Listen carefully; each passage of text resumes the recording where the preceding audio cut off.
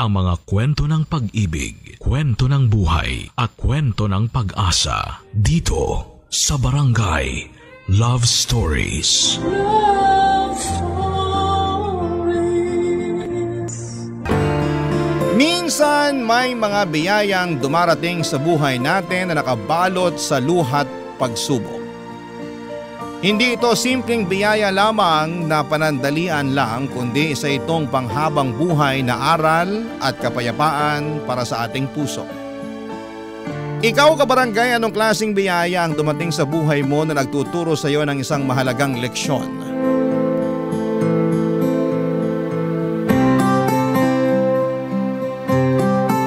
Dear Papa Dudut, isang bagay lang ang hiling ko sa buhay. Ang magkaroon ng anak. Lahat naman tayo ay nangangarap na makabuo ng isang pamilya balang araw, pero hindi pala ganon kadali ang bumuo nito. Lalo na kung hindi nakaayon sa iyo ang mundo. Papa Dudut, ako po si Rosabel, 39 years old mula sa San Andres, Manila. Malit lang ang pamilya namin, may dalawa akong nakatatandang kapatid, amang jeepney driver at ina na nagtatrabaho bilang hospital cleaner. Noong nakapagtapos ako ng pag-aaral, nagtrabaho ako sa BPO ng ilang taon bago ako naging sales agent.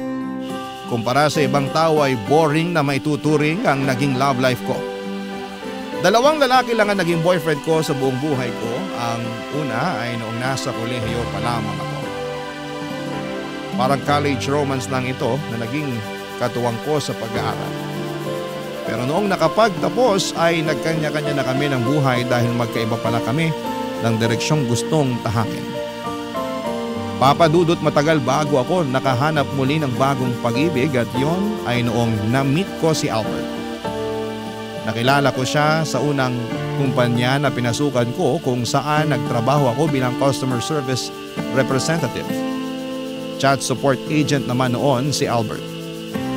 Slow burn ang naging love story naming dalawa, Papa Dudut.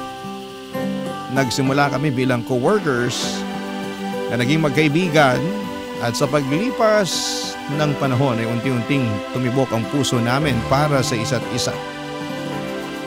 Simpleng tao lang po si Albert, straightforward siya at minsan ay may pagka-control freak. Pero sa kabila ng mga ugali niyang yon, may tinatago siyang sweetness na noon ay ako lang ang nakakakita, Papa Dudut.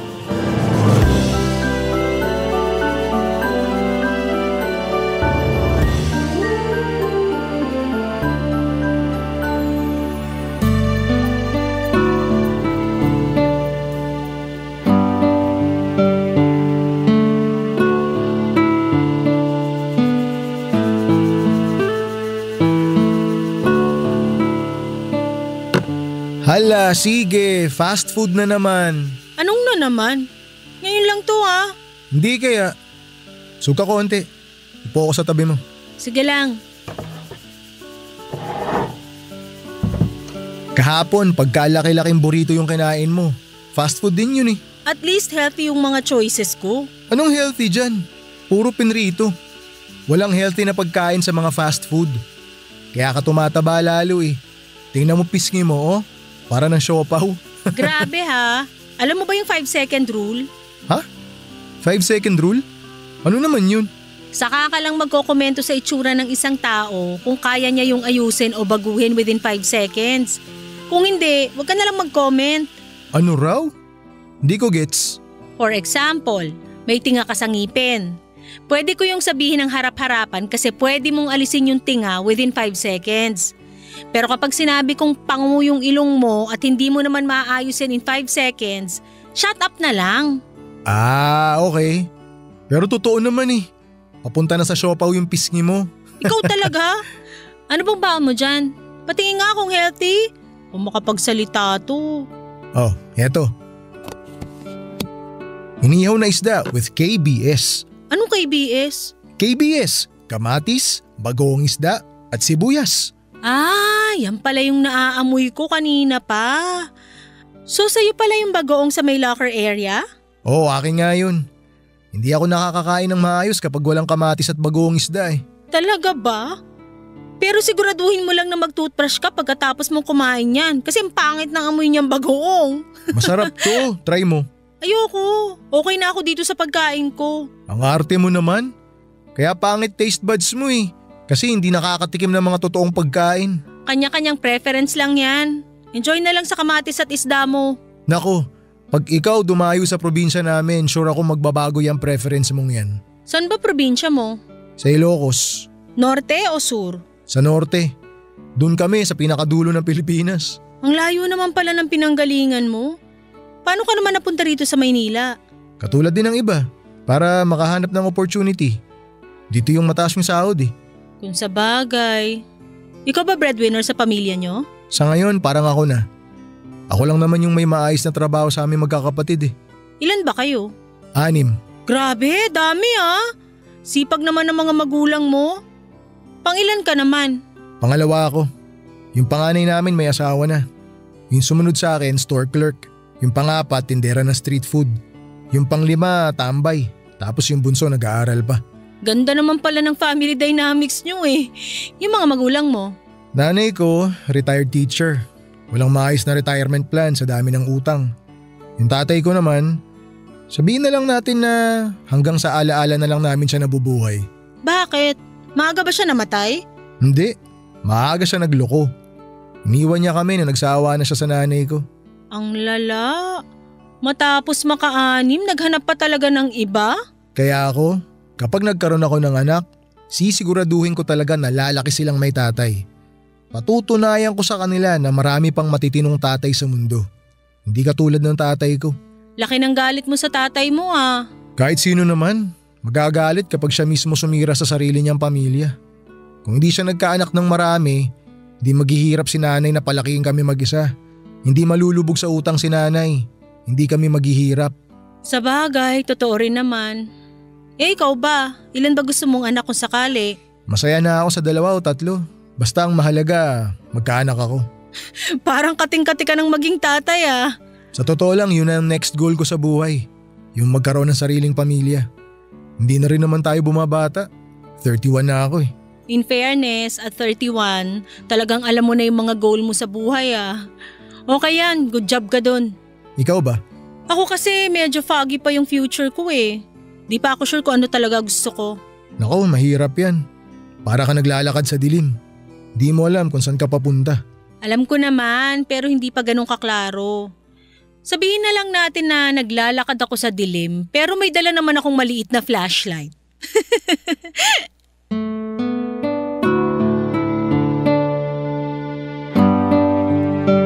Papadudot maliit na lalaki lamang si Albert, 5'4" siya at mas matangkad ng 2 inches kesa sa akin.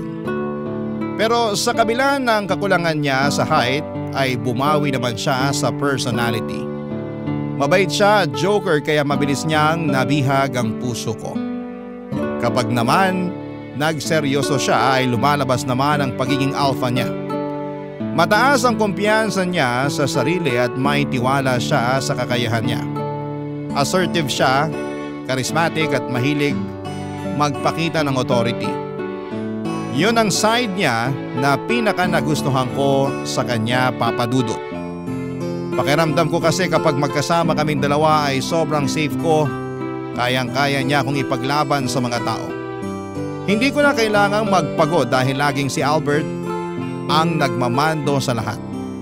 Gusto niya kasi na dapat ay laging nakaayon sa kanyang mga bagay basta tungkol sa kanya ang pinag-uusapan.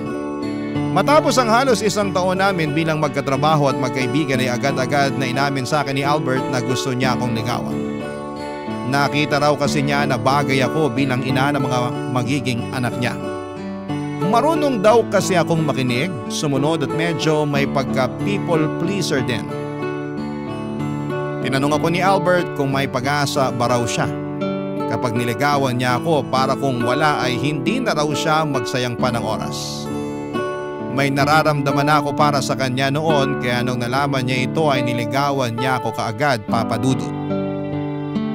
Para po kaming love team noon sa trabaho pero kahit na ganoon ay tinago namin ang relasyon namin dahil ipinagbabawal nila noon sa kumpanya ang magkaroon ng office romance dahil baka makaapekto raw ito sa trabaho namin. Hindi ko rin naman masyadong pinahirapan si Albert sa panliligaw niya. Alam ko rin naman kasi sa sarili ko na mahal ko na siya ng mga panahon na yon. Kaya sinagot ko rin siya kaagad pagkatapos maging kami ay naging matatag ang relasyon namin kahit na lumipat na ako ng trabaho sa susunod na taon. Pagsabit ng 3rd anniversary namin ay nagpunta kaming dalawa sa Boracay para doon mag-celebrate ng pagmamahala namin, Papa Dudut.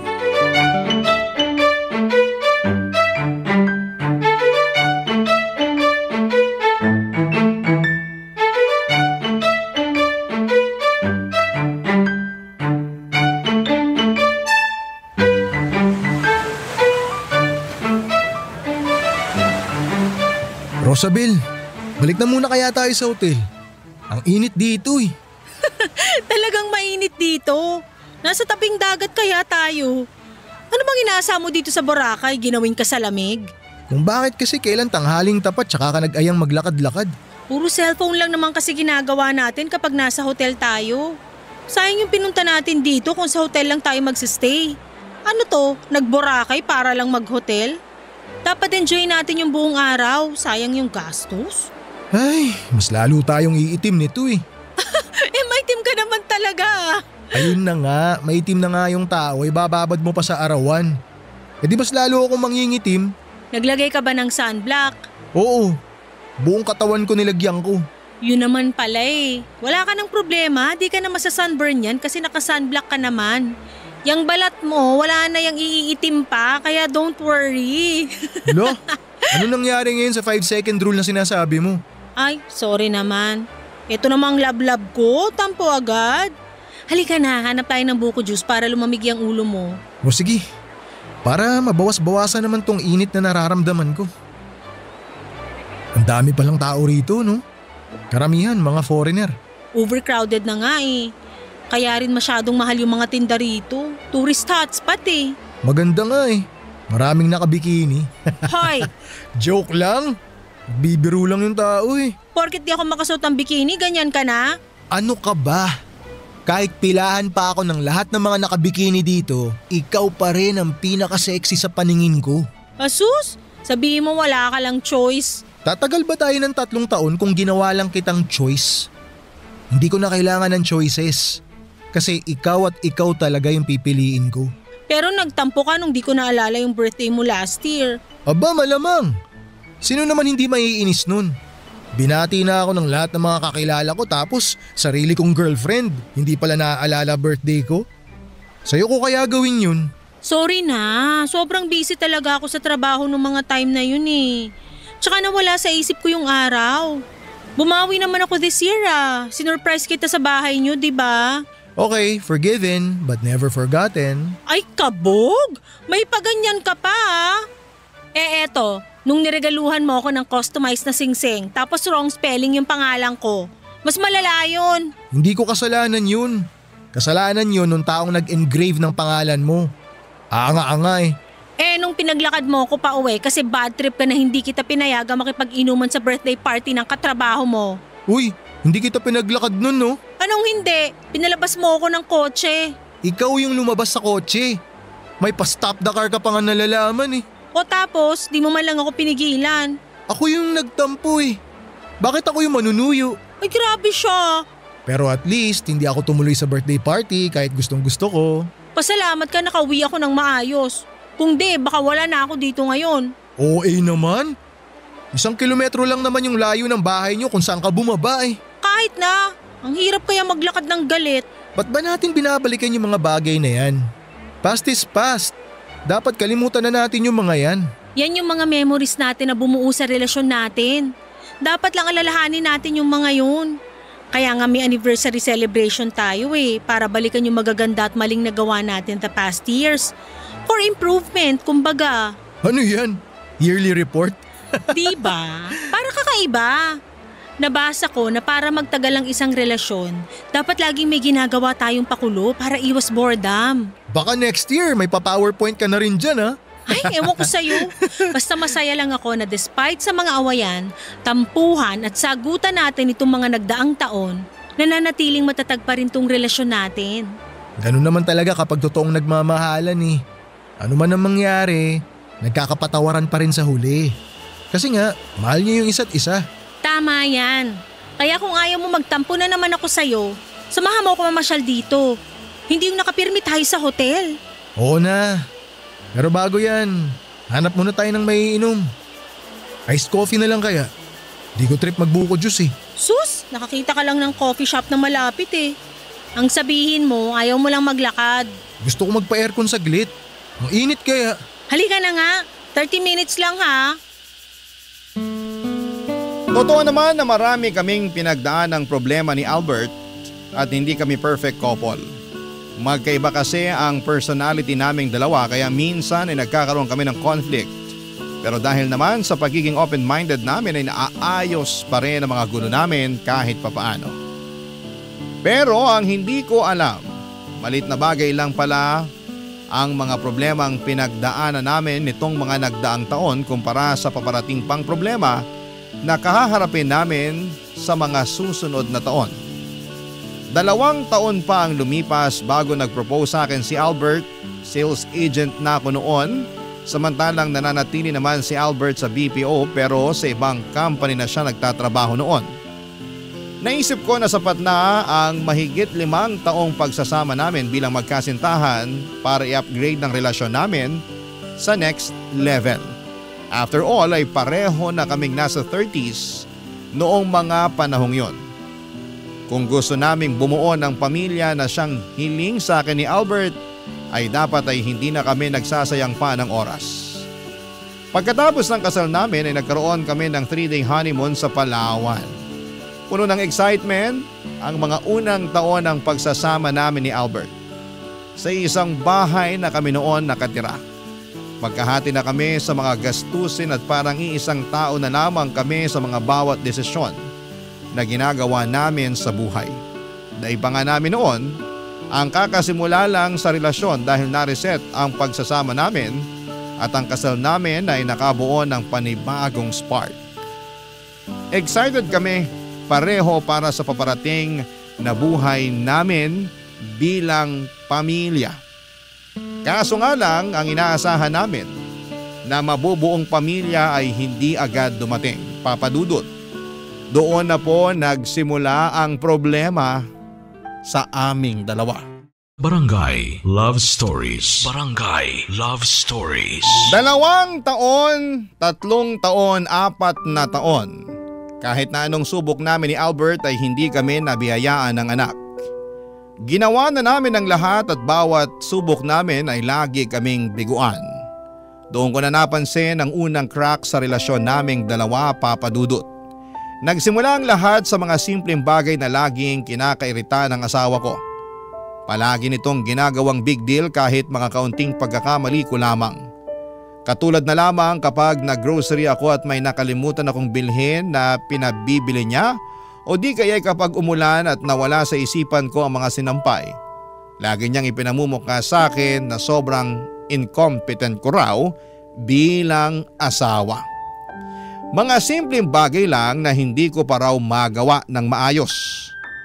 Pero alam ko kung saan nanggagaling ang galit na yon ni Albert. Hindi siya galit dahil nakalimutan kong bilhin ang gusto niya o di kaya nabasa ang mga sinampay or nabasa ang mga sinampay namin. Galit siya dahil hindi ko nagagawa ang trabaho ko bilang asawa at yon ay ang bigyan siya ng anak. Masakit po para sa aking masaksihan kung paano unti-unting nagbago ang pakikitungo sa akin ng asawa ko dahil lang hindi ko siya mabigyan ng anak. Nawala na ang pagiging sweet nito at lagi nang nakatuon ang atensyon niya sa ibang bagay katulad ng panonood ng TV at pagtambay sa labas kasama ng mga kaibigan nito. Hindi na siya naglalaan ng oras para makasama ako at hindi katulad noon na ayaw man lang niyang malayo sa akin. Dahil hindi kami magkaanak at para bang ang pagmamahal niya sa akin ay nawawala na rin. Para na nga lang kaming mag-boardmates noon na nakatira sa isang boarding house kung magturingan. Kapag nakaalala, saka na lang kami gumagawa ng mga tipikal na bagay na ginagawa ng mag-asawa, pero pagkatapos noon ay balik ulit kami sa dati na walang pansinan. Ginagawa ko naman ang best ko na magpakaasawa kay Albert, pero lahat ng efforts kong yon ay nababaliwala dahil hindi ako makapagbuntis. Noong hindi ko na kaya ang ginagawa sa akin ni Albert ay kinausap ko siya. Sa pag-asang baka maayos ko pa ang gusot sa pagsasama naming dalawa, Papa Dudut.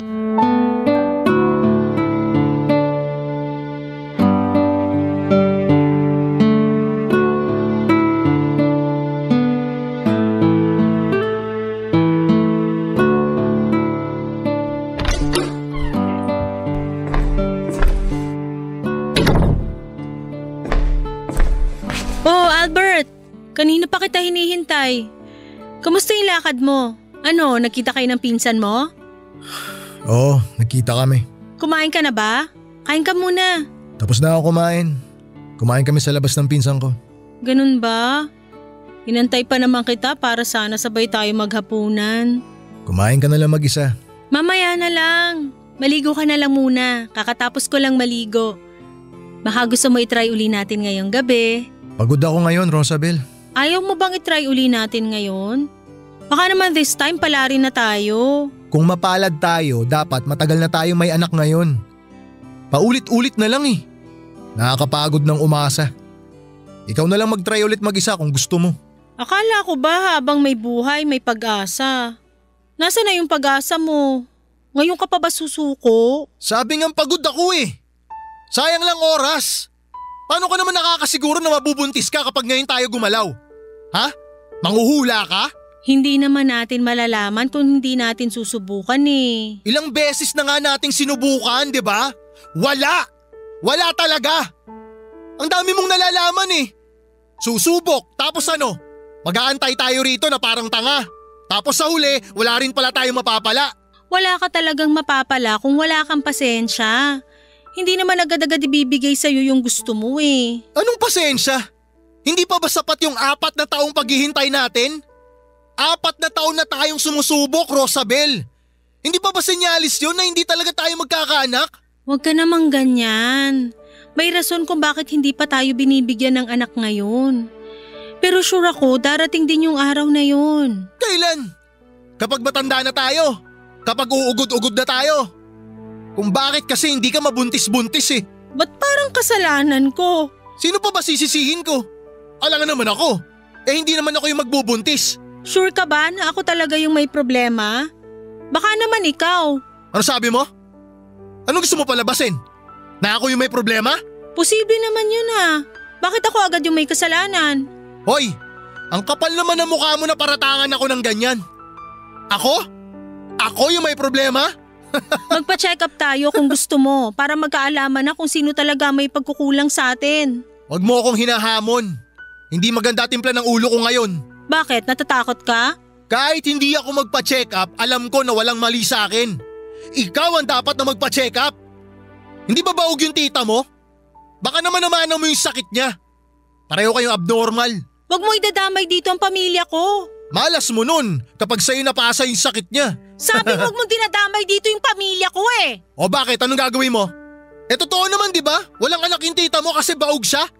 Baka may lahi talaga kayong baog. Asawa mo ko, Albert. Grabe naman kung bastusin mo ko. Para dun lang? Nabastos ka na agad? Alam mo kung ano mas nakakabastos? Yung hindi mo ako mabigyan ng anak. Trabaho mo yun bilang babae. Pero hindi mo man lang magawa.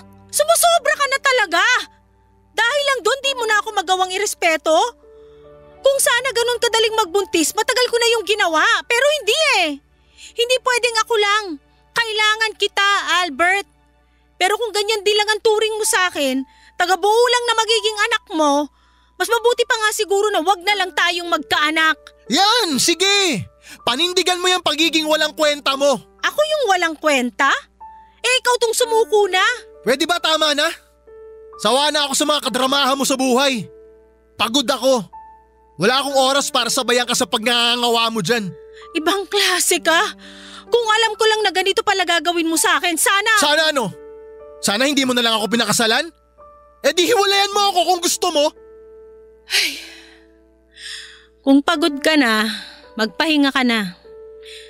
Mag-usap na lang tayo kapag pareho ng malamig yung ulo natin. Mabuti naman, nagkaroon ka na rin ng maayos na desisyon sa buhay. Pagod yung tao kung ano-ano pinagsasabi mo. Matulog ka na nga. Sa mga sumunod na buwan ay mas lalong lumayo ang loob sa akin ni Albert, Papa Dudut. Hindi ko na alam ang gagawin ko noon at para bang napakalaking kasalanan sa parte ko na hindi kami makabuo. Araw-araw ay parang sinasaksak ang puso ko tuwing nakikita kong dahan-dahan nang nawawala ang pagmamahal sa akin ng asawa ko. Bawat may pagkakataon ay laging pinamumukha sa akin ni Albert kung gaano ako kawalang kwenta bilang isang asawa. Dahil hindi ko magawa ang trabaho ko bilang babae at yon ay ang magdala ng bata sa sinapupunan ko. Medyo unfair na sa akin, laging napupunta ang sisi sa problema naming mag-asawa. Pero dahil mahal ko si Albert ay iniintindi ko na lamang siya. Ramdam na rin kasi namin ang pagtakbo ng oras. Para itong kandila na bawat araw ay palapit na kami ng palapit sa edad kung saan ay mahihirapan na talaga kaming makabuo. Sa sobrang desperada ko noon ay mag-isa kong inilapit sa espesyalista ang problema ko. Nagpa-check up ako kung may problema nga ba sa akin at sa kabutihang palad ay healthy daw ang mga egg cells ko at wala ring problema sa matris ko. Nakahinga ako dahil sa totoo lang ay sinisisi ko na rin ang sarili ko noon kung bakit hindi kami makabuo-buo ni Albert. Pero ang totoo ay hindi pala ako ang problema. Bago ako umalis sa klinik ay nagsuggest sa akin ang doktor na tumingin sa akin na magpa-check up din daw ang mister ko dahil baka siya ang may problema. Pagka-uwi ko galing sa klinik ay agad kong kinausap si Albert. Hindi na ako nagpadala sa galit niya dahil alam kong walang problema sa akin. Kinausap ko siya ng mabuti para mapilit ko siyang magpatingin na rin sa doktor. As usual ay nagalit siya noong inopen ko sa kanya ang tungkol sa topic na yon. Pero pinagsabihan ko siya na kung gusto talaga niyang masolusyonan ang problema namin ay kailangan namin itong hanapin. Kailangan naming harapin kung ano ba talaga ang problema dahil pagod na akong maparatangan na parang ako ang may kasalanan sa lahat ng mga nangyayari. Parang nabuhusan ng malamig na tubig si Albert noong oras na yon at nahimasmasan siya sa katotohanan. Sa huli ay pumayag din si Albert na magpatingin sa doktor, Papa Dudut.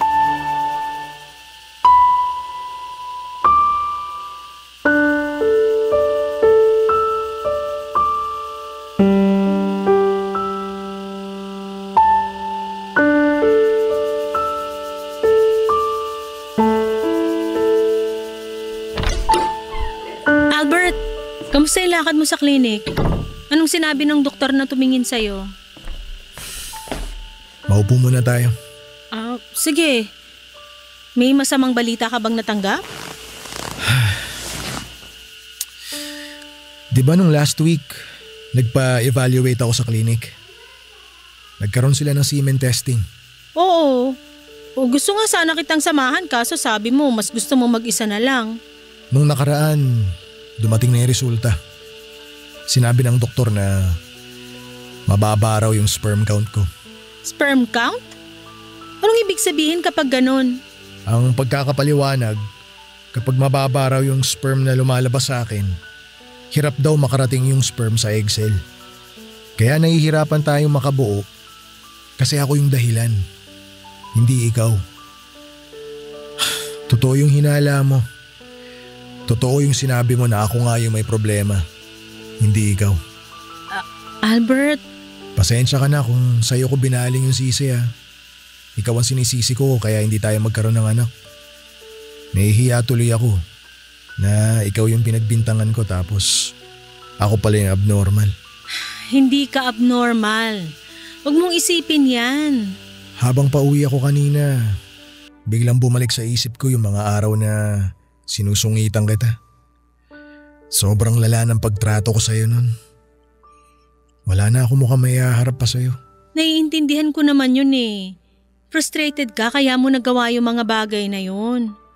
Alam ko naman kung gaano mo ka gustong magkaroon ng anak eh. Naiintindihan kita. Mapapatawad mo pa ba ako sa mga nagawa ko? Never naman ako nagtanim ng galit sa iyo eh. Hindi ko dinibdib yung mga salitang binitiwan mo sa akin. Kasi alam ko naman na hindi yun galing sa puso mo. Yung init ng ulo mo yung nagsasalita nun, kaya naiintindihan ko.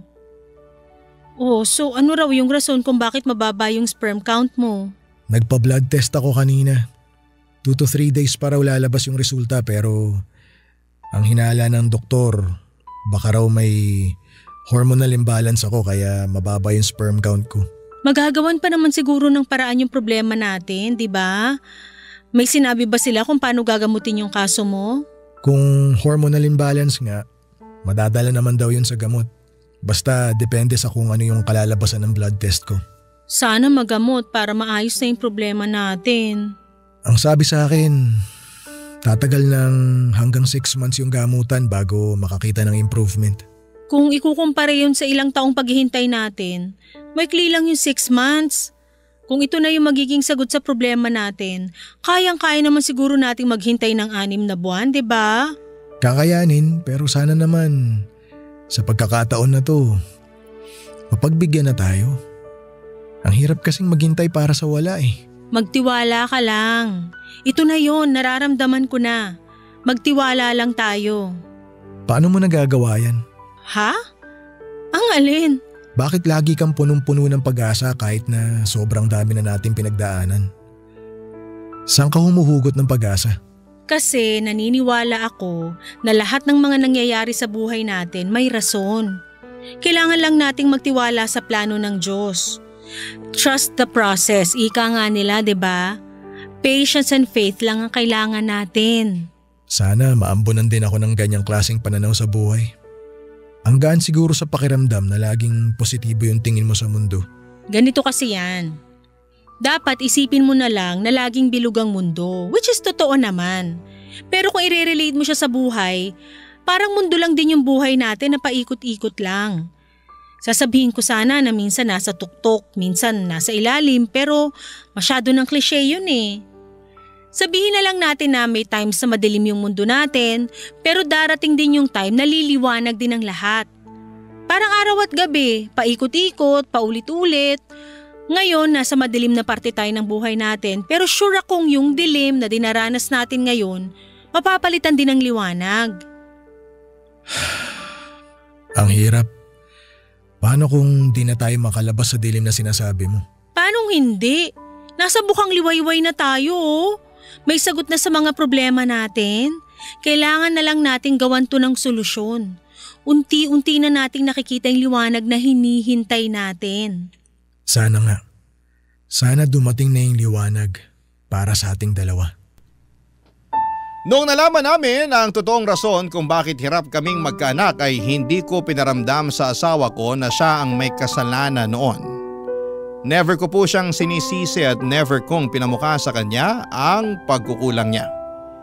Hindi tulad ng ginagawa niya sa akin noon, sa halip ay nagsimula kami ulit. Ngayong alam na namin ang dahilan ng lahat ay sinubukan naming sindihan ulit ang malamig naming relasyon. Binalik namin sa dati ang pagmamahal namin sa isa't isa na unti-unting nabaon dahil sa problemang pinagdadaanan naming dalawa. Unti-unti ay bumalik ang pagiging sweet ni Albert, Papa Dudut. Napasobra nga ito sa puntong para na akong donya sa sarili kong pamamahay dahil araw-araw niya akong pinagsisilbihan. Nakakatuwang makita na bumalik na ang mga ngiti sa labi ng asawa ko. Yun ang klaseng buhay ang gusto kong makita at maranasan, yung lagi kaming masaya at puno ng pag-asa. Nagsimulang sumailalim sa treatment si Albert noong nalaman naming hormonal imbalance nga ang rason kung bakit hindi kami makabuo. Binago rin niya ang lifestyle niya at nagkaroon siya ng bagong diet para mapahaba or mapababa ang timbang niya. Nang mga panahong yun ay medyo lumalaki na rin kasi si Albert at isa yon sa rason kung bakit daw siya nagkakaroon ng hormonal imbalance. Matapos nga ang mahigit 1 taong treatment ay nakatanggap din kami sa wakas ng isang magandang balita, Papa Dudut. Ilang taon naming hinintay ang balitang may laman na ang tiyan ko. Ang panalangin kong mabuntis ay binigay na sa amin ng Panginoon sa wakas.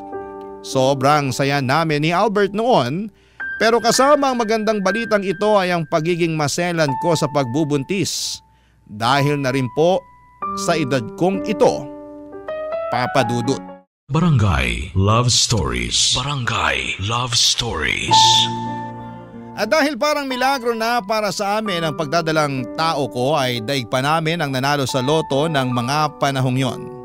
Sa sobrang saya ni Albert ay nag-imbita pa siya ng mga kamag-anak at kaibigan sa bahay para pagsaluhan ang magandang balita na dumating sa buhay namin. Ang problema nga lang, Papa Dudut, ay masela ng pagbubuntis ko. Dahil dito ay naging extra careful kami ni Albert sa lahat ng bagay. Nag-resign po ako sa trabaho para mas matutukan ko ang kalusugan ko. Mula sa mga unhealthy food, mabibigat na gawaing bagay, pati na rin sa mga panonood ng nakaka-stress na teleserye, iniwasan ko ang lahat ng yon. Ginawa ko ang best ko para maging komportable sa katawan ko. Hindi rin ako masyadong lumalabas noon dahil na rin sa kapraningan. Sinabi ko sa sarili ko na hindi ko sasayangin ang once in a lifetime na opportunity na dumating sa buhay namin. Hanggang sa isang araw, ang opportunity na dumating para sa amin ay literal na nadulas mula sa mga kamay namin, Papa Dudut. Tanghaling tapat noon at kakanis lang ni Albert papunta ng trabaho, umuwi siya during lunch break para dalhan ako ng pagkain. Pagkaalis niya ay nagpunta ako sa second floor ng bahay namin para sana maligo dahil sobrang init noong araw na yon. Pagkatapos kong maligo habang pababa ng hagdan ay nadulas ako sa hakbang ko at isang baitang ang nalampasan ko. Para akong bola na tumalbog-talbog sa hagdanan papunta sa may sahig. Nang mga oras na yon ay isang bagay lang ang nasa isipan ko at walang iba kundi ang baby na nasa tiyan ko. Nung nakita kong may dugo sa sahig ay doon ako nanlambot ang katawan ko. Tinawagan ko ang kapitbahay ko para magpatulong at sinamahan niya ako sa ospital. Sa buong biyahe ay wala akong ginawa kundi ang manalangin sa Diyos na sana maging okay ang baby namin ni Albert, Papa Dudut.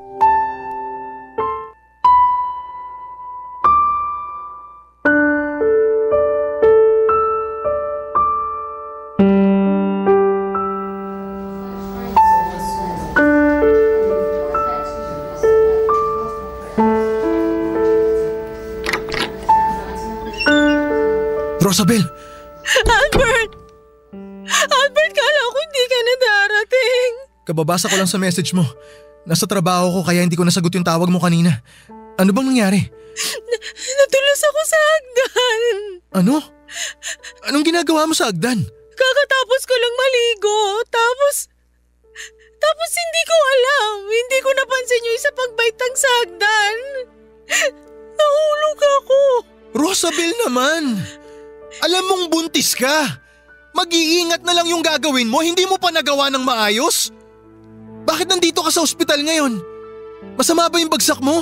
Hindi maganda yung pagkakabagsak ko. Tinugo ako. Pero chinek na ako ng mga doktor. Wala naman daw masamang nangyari sa akin pero tinugo ako pagkabagsak ko. Bakit daw? Rosabel, hindi ko gusto kung saan papunta tong usapan na to ha. Wala naman akong injury na natamo sa pagbagsak ko, kaya… Wala akong pakialam kung may injury ka o wala. Ang tinatanong ko, bakit ka dinugo? May nangyari ba sa baby? In-ultrasound nila ako.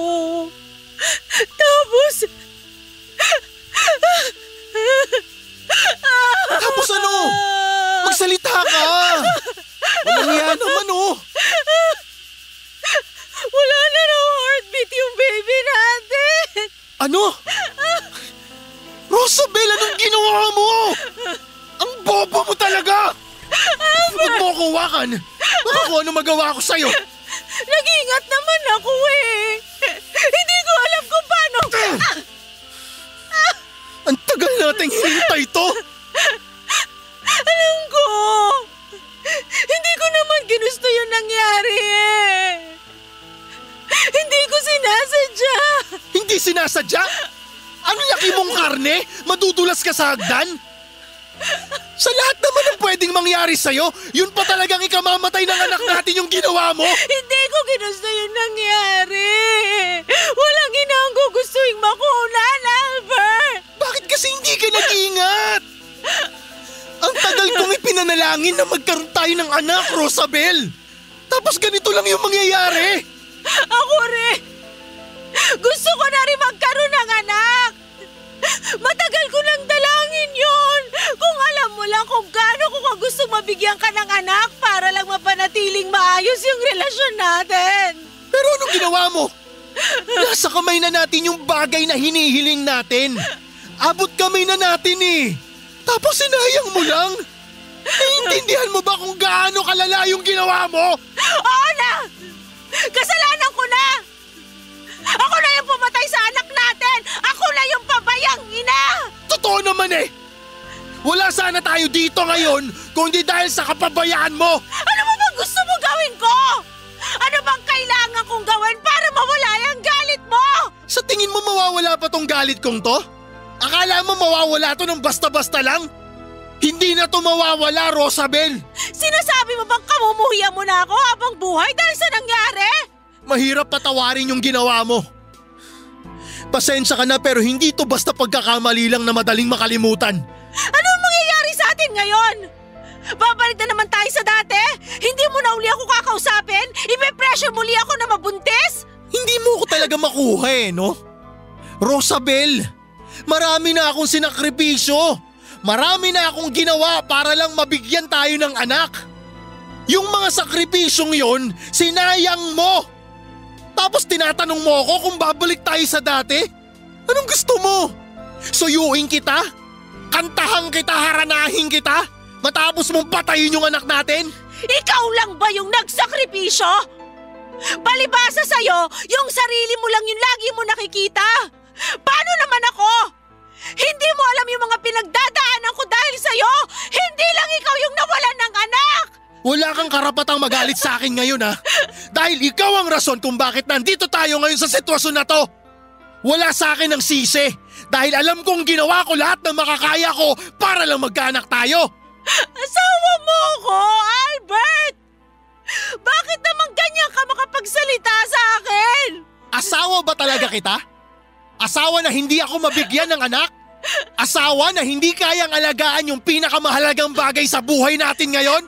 Kung hindi mo kayang tanggapin yung sorry ko, patayin mo na lang ako! Kung masasaktan lang din ako araw-araw dahil sa nangyari, mas mabuti pang patayin mo na lang ako! Hindi na ako madadala sa mga paiyak-iyak mo. Kasalanan mo yung nangyari. Kaya dapat lang napagsisihan mo yung mga ginawa mo. Maiwan na kita. Umuwi ka na lang kapag pinayagan ka na ng doktor mo. Albert, sandali! Albert! For the first time ay sobra kong dinamdam ang mga masasakit na salitang sinabi sa akin ng asawa ko. Noong mga oras na yon ay parang hindi na siya si Albert kung magsalita. Kita ko sa mga mata niya kung paano nawala ang respeto niya mula sa akin.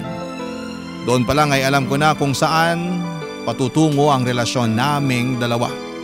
Parang tinadtad ng karne ang puso ko ng mga time na yon habang sunod-sunod na tinanggap ko ang mga masasakit na salitang lumabas mula sa bunganga ng asawa ko. Wala akong ibang ginawa noong araw na yon kundi ang umiyak ng umiyak hanggang sa namugto na ang mga mata ko. Yung tipong wala ng luhang lumalabas sa mga mata ko. At wala ng sound na maririnig mula sa mga paghikbi ko. Pero patuloy pa rin ang pag-iyak ko. Simula noon ay hindi na naging maganda ang pakikitungo sa akin ni Albert. Matapos ang isang buwang walang kibuan, hindi ko na po kinaya ang sakit na nararamdaman ko. Kaya umalis ako sa bahay at nagpunta ako sa probinsya. Isang linggo akong nanatili doon bago ko naisipang bumalik sa bahay para makausap si Albert kung may patutunguhan pa ba ang pagsasama namin. Pero bago pa man ako makaalis sa probinsya namin habang naghihintay ako ng masasakyan ng bus, sa tabi ng kalsada ay dalawang lalaki ang biglang lumapit sa akin at nakipagkwentuhan. Maya-maya ay pinalibutan nila akong dalawa. Walang anuman ay bigla akong sinikmuraan ng isang lalaki Saka naman ako sinuntok sa mukha ng isa pa. Halos mawala na ako ng malay nung hinila nila ako papunta sa isang tagong bakanting lote. Doon ay 2 kalalakihan pa ang naghintay. Amoy na amoy ko ang alak sa hininga nila habang pinagsasamantalahan nila ako, Papa Dudut. Umiikot na ang paningin ko noon habang hawak-hawak nila ako sa kamay at paa. Hindi ako makasigaw dahil nakatakip ang kamay ng isang lalaki sa bunganga ko. Kahit na anong pagpupumiglas ko ay wala akong nagawa. Nagising na lamang akong mag-isang nakahiga sa lupa, walang saplot at puno ng bugbog sa katawan. Ilang linggo akong hindi makausap ng maayos ng mga tao simula ng gabing yon. Para bang nawala ako sa katinuan at hindi na gumagana ng maayos ang pag-iisip ko. Kahit na ilang buwan na ang lumilipas ay hindi pa rin ako tinitigilan na bulabugin ng pangyayaring yon na halos kumuha sa aking katinuan, Papa Dudut.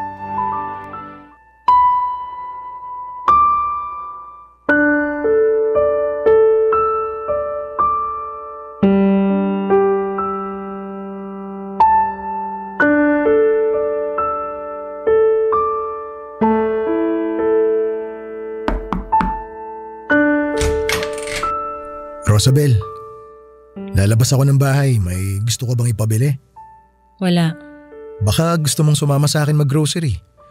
Ilang buwan ka na rin hindi lumalabas ng bahay. Antay na lang kita rito. Natatakot ka pa rin ba dahil sa nangyari? Wala ka nang dapat ikatakot. Nahuli na yung mga gumawa nun sa'yo, di ba? Sa tulong ng CCTV, nalaman nila yung mukha ng 2 lalaking dumakip sa'yo.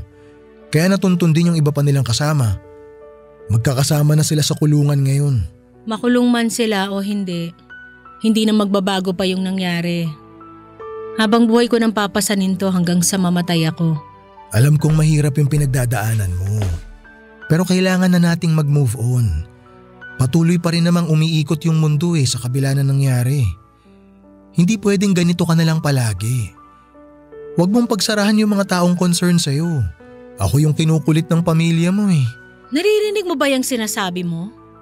Inabuso ko ng 4 na lalaki. Tapos sasabihan mo ako mag-move on na lang? Hindi naman sa ganun. Ang ibig kong sabihin… Buntis ako. May laman yung tiyan ko ngayon. Ano? Buntis ako at hindi ikaw ang ama nitong dinadala ko. Anong ibig mong sabihin? Nabuntis ka ng isa sa mga lalaking yon? Sino pa ba makakabuntis sa akin kundi sila lang naman, di ba? Hindi nga tayo nag-uusap bago yun nangyari Kung hindi pa ako pinagsamantalahan, di ka magkaka-concern sa akin. Sigurado ka ba? Sigurado ka na buntis ka talaga?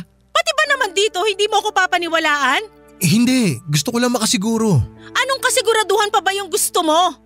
Gumamit ako ng pregnancy test para malaman kung buntis ako. Positive yung lumabas, 2 beses. Anong plano mo ngayon? Anong gagawin mo sa bata? Hindi na kailangan pag-isipan yan. Ipapalaglag ko to hanggat maaga pa. Bakit mo naman gagawin yun? Walang kasalanan yung bata. Huwag mo siyang idamay. Wala rin akong kasalanan, Albert. Bakit kailangan ko maranasan to, ha? Sabihin mo, bakit? Kumalma ka nga muna, Rosabel. Oo, masakit yung nangyari sa'yo. Hindi mo deserve yun. Pero nakamit mo na yung hustisya. Nakulong na yung mga sumalbahay sa'yo, di ba? Ngayon, tingnan na lang natin sa mas positibong pananaw yung nangyari. Buntis ka. Hindi ba good news yun? Anong pinagsasasabi mo? Anong good news dito sa pinagbubuntis ko? Ito na yung chance natin para magkaroon ng anak. Hindi tayo pinalad nung una, pero sa pagkakataong to, may chance na ulit tayo maging mga magulang. Hindi mo ba naisip yun? Seryoso ka ba sa mga pinagsasasabi mo ngayon?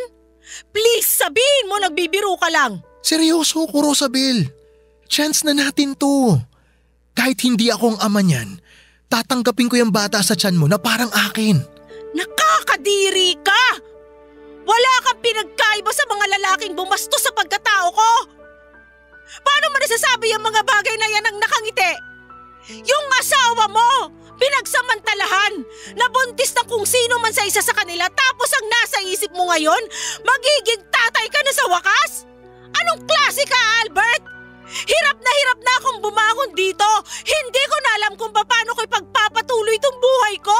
Tapos ngayon makikita kitang excited dahil nabuntis ako ng rapist ko? Huwag mo naman sana ako ma-misinterpret. Siyempre, concerned din naman ako sa kapakanan mo. Masakit din para sa akin yung nangyari sa'yo, pero kahit ano pang gawin natin, wala na tayong magagawa pa. Nangyari na eh. Pero may magagawa pa tayo sa mangyayari pa lang. Lumabas ka na! Tapos na tayo sa usapang to! Rosabel naman. Umalis ka sa harapan ko! Please Rosabel, pag-isipan mo to ng maigi. Huwag mong pairalin yung galit mo. Bata yan. Kahit papano, biyaya pa rin yan ng may kapal. Labas! Lumayas ka sa harapan ko! Uy, kasalanan na magpalaglag. Tandaan mo yan. Umalis ka na, sabi ko, di sisipain ko yung mukha mo! Sige, alis na. Iiwan na kita mag-isa. Pero sana makapag-isip ka ng maayos.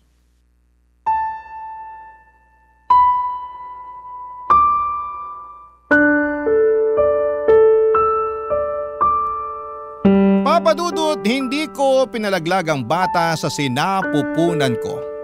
Kahit papaano ay may takot din naman ako sa Diyos at alam kong kasalanan ang kumitil ng buhay ng isang batang walang muwang. Ipinanganak ko ito pero hindi ko siya itinuring na anak dahil hindi ko po yun ginusto. Ang ginawa ko ay pinaampon ko ang bata sa mga taong alam kong maalagaan siya ng maayos. Dahil kung ako ang tatanungin ninyo ay hindi ko kayang magpakaina sa batang niluwal ko dahil pinapaalala lamang niya sa akin ang masamang pangyayaring sumira sa pagkatao ko. Hanggang ngayon, dala-dala ko pa rin ang trauma ng mga nangyari sa akin. Para po itong balat na nakapaskil sa utak ko at kahit na anong gawin ko ay hindi ko na ito makakalimutan pa, Papa Dudut.